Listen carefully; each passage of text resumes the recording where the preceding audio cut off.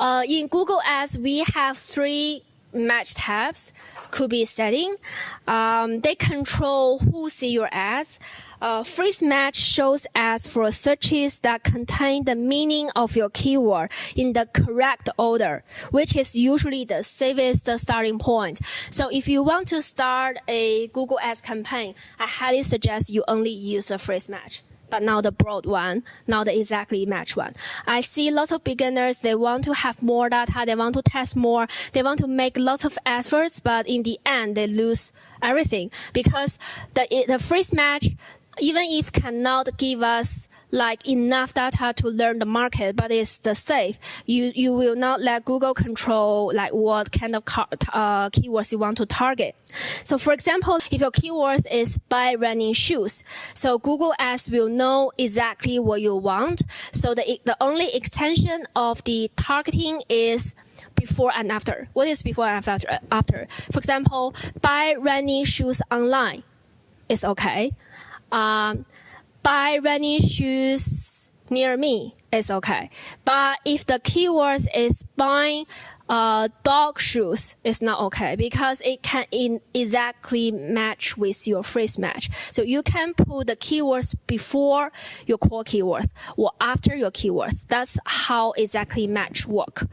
And a broad match is the widest audience. So Google decides the relevance. They usually avoid early when you start your Google Ads campaign. For example, the left side blue button, if your keyword is running shoes, you can say that we can change it to like hiking shoes or running clothes. Why Google will say that? Because they do not know. You have left the control to Google. So Google's main goal is to broaden your keywords, give you more market insight is the key objective of Google. So that's how broad match work.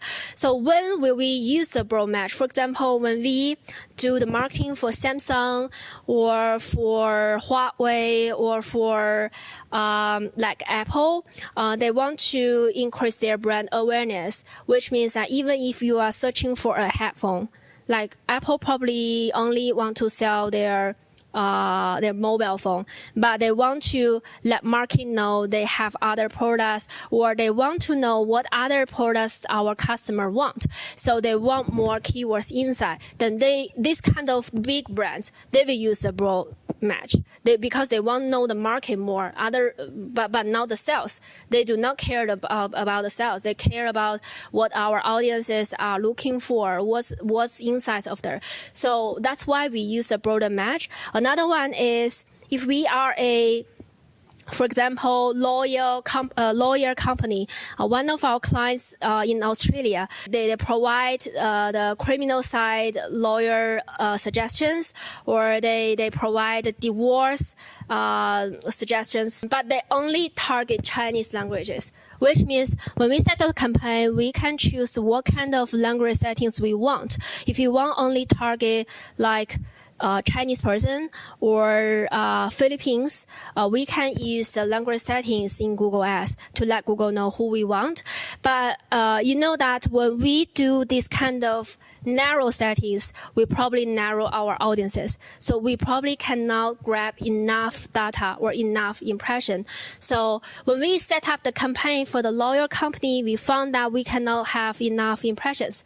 We only, even if we have $10,000 per month, but we can only cost like $2,000. Like we need to have more audiences. In this case, we need broad match, because we probably not only want the targeting keywords like criminal lawyer company. So this kind of information, we need to educate customer. When you have in trouble, you probably can find a lawyer to find a solution. Then we make the customer journey longer, then we can use a broad match. So the last one is the exact match. Exact match only trigger on the specific keyword or very close variants, only used for proving winners. So, for example, if your keywords is running shoes, we probably notice the differences between different keywords, right? For the phrase match, we have the quotation mark. So when we set up in Google Ads campaign, we need to use the English quotation mark to let Google know this keyword is a phrase. But when we do the exact match, we need to use the square mark. So that's how we let Google know what's the differences between this. So exactly match example is, same for the running shoes. So that one is Google will exactly target these keywords. No adjective, no location after keywords, just running shoes. That one means we probably need to have higher cost per click on these keywords because the broad match will include the phrase match, will include the exactly match. If our competitor use the phrase match, they will, but we use the exactly match, we still compete with each other because they involve us. We still have bidding with each other. So that's why the finest step of the exactly match have the highest cost per click, but the broad match is much cheaper. So that's the keywords match in the Google Ads. Now let's talk about one of the easiest way to save money in Google Ads.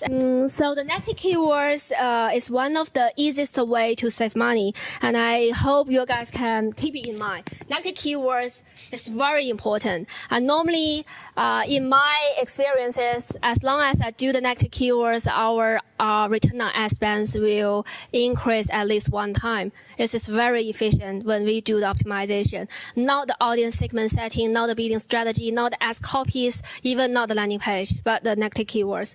So negative keywords tell Google when not to show you ads. Like every irrelevant click you block is the budget redirect to people who actually convert. For example, like imagine you are selling the running shoes and you definitely don't want your ads show for searches like free shoes or DIY shoes or shoe repair jobs or like this term that signals zero purchase intent. So instead of paying for irrelevant clicks, we can build a negative keywords list. Let's see it first on the left part. This is the real cases of the search term report. Like when we launch a new ad, there has a search term report on your left side, and you can see normally thousands of keywords will be triggered per day, even if they are not have the cost on that. But Google will let you know what kind of keyword could be have the cost. They will give you more insight in this report. Then we can select which one could be my next targeting keywords, which one could be not. If it's not, we need to exclude them immediately. Then we can select non-relevant keywords and we can put them into the negative keywords list. So there has a list.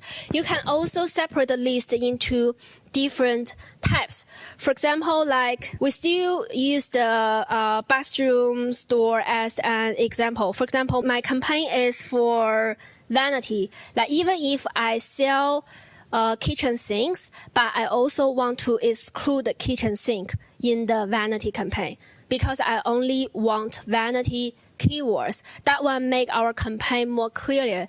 If we want kitchen sink, we need to set up another campaign only for kitchen sinks. And now that one should exclude vanities or bathroom taps or countertops. So that's how negative keywords list. We can export them into different campaigns to let them work. So the details, the better. So we can separate them into different lists.